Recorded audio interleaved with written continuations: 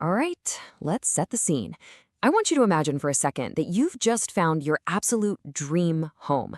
It's this huge, sprawling farmhouse with tons of land. But as the seller hands over the keys, he looks you dead in the eye and gives you one single, chilling piece of advice.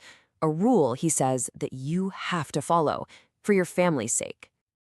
So that's the actual warning the Perron family got when they moved into the old Arnold estate in Rhode Island, way that in 1970.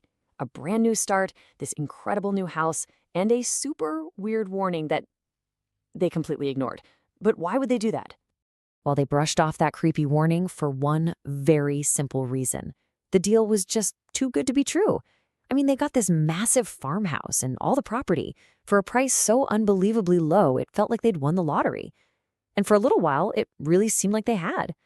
The house definitely had its quirks, but not in the terrifying way you're probably thinking. See, the first encounters they had were surprisingly friendly. It seemed like the family's 5 daughters were a magnet for these spirits. You had Mrs. Arnold, who would apparently tuck the girls into bed at night. There was another ghost the kids called Manny, who would play with their toys. And then there was the sweeping ghost, who would just leave these neat little piles of dust on the kitchen floor. It was odd for sure, but it wasn't scary. For a while, they were all just coexisting. But that peaceful, if bizarre period of haunting, well, it was really just the calm before a much, much bigger storm. Bit by bit, the whole vibe of the house started to change. Those friendly spirits just faded away, and something else, something way darker, began to crawl out of the woodwork. And it started with this horrifying regularity. Every single morning, like a demonic alarm clock, the terror would begin at exactly 5:15 a.m. This wasn't some random bump in the night. This was a scheduled appointment with fear. The first thing they noticed was the smell. An absolutely disgusting, overpowering stench of something rotting, like spoiled meat, would just fill the entire house. It was a clear signal that whatever was in the home with them had turned ugly. And that's when it turned physical. The 5 Perron daughters, who were once watched over by gentle ghosts, were now being targeted by a violent, unseen attacker. They'd be fast asleep, and suddenly they'd feel a sharp, vicious tug on their hair. The nightly attacks just got worse and worse. Their beds would start shaking uncontrollably. Blankets and sheets would be yanked off of them with incredible force. Doors would slam shut on their own, and these disembodied screams would just echo down the hallways. Yeah, they weren't dealing with friendly ghosts anymore. They were being hunted. So the question is, who or what was this incredibly powerful, angry entity? Well, the family would soon learn she had a name. And it's a name that horror fans all over the world now know: Bathsheba. Now here's the thing. Unlike a lot of movie monsters, Bathsheba Sherman was a real person. She lived back in the 1800s. She was born in Rhode Island, she got married there, and she died there. And her whole life story is just wrapped up in these dark, dark rumors and a history that people still argue about today. Okay, so the most terrifying version of her story, the legend that really fueled The Conjuring, goes like this. Not long after she was married, a neighbor's baby died while she was looking after it. An examination found that the baby might have been killed by a huge sewing needle to the skull. Bathsheba was accused, but she was acquitted in court because there wasn't enough evidence. But the legend says that she later sacrificed her own child to Satan, climbed a tree on the property, cursed anyone who would ever live there, and then hanged herself. But, and this is a huge but, Andrea Perron, one of the daughters who lived through it all, wrote in her book that there's another way to look at this whole story. And this is the real conflict, right? Was Bathsheba this evil, satanic witch? Or was she a beautiful, wealthy, independent woman in a time when that was seen as a threat? Maybe she was just a victim of jealous neighbors who used a terrible accident to brand her a witch and ruin her life. A woman so tormented by lies that her spirit could never, ever find peace.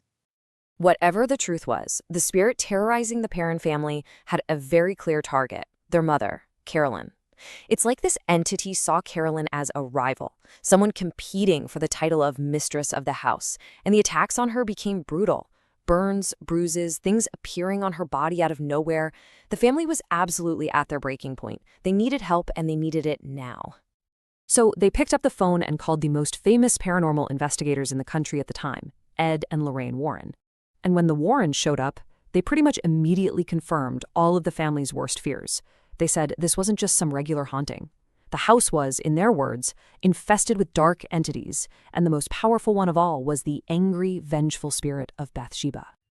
So the Warrens went to work. First, they did their research, which they said confirmed Bathsheba's presence. Then they moved on to a full spiritual cleansing of the house, with prayers and holy water. But instead of fixing the problem, their actions were like throwing gasoline on a bonfire. The spirit fought back, and it fought back hard. The backlash was insane. We're talking lights exploding, furniture flying across the room on its own. It was like the entire house itself had turned against them, completely controlled by this enraged spirit.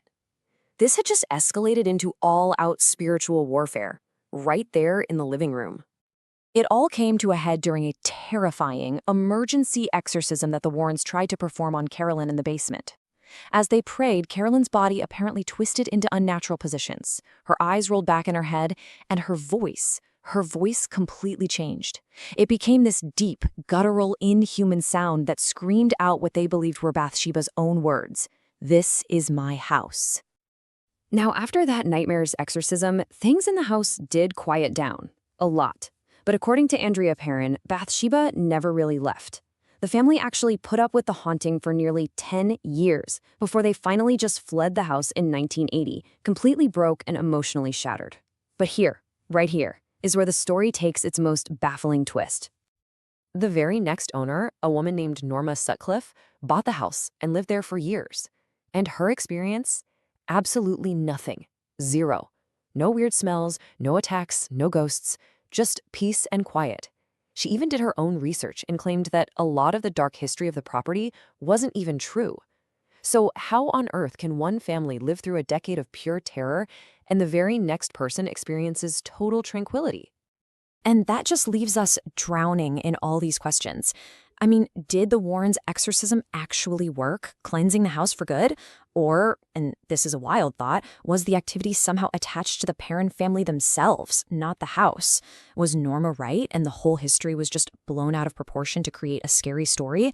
You have two completely opposite first-hand accounts, and both are totally compelling. So in the end, it leaves you with this one final question that really gets to the heart of every great ghost story. Was the real monster a literal spirit trapped in a house in Rhode Island, or was the most powerful ghost of all the story itself?